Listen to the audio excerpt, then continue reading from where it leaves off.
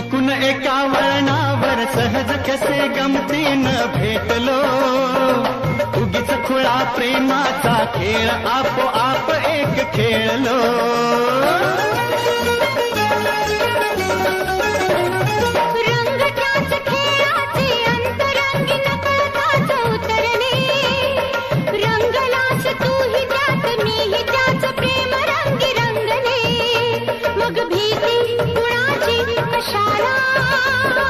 भीती कुणाची कशाला, भीती कुणाची कशाला, अगं भीती कुणाची कशाला.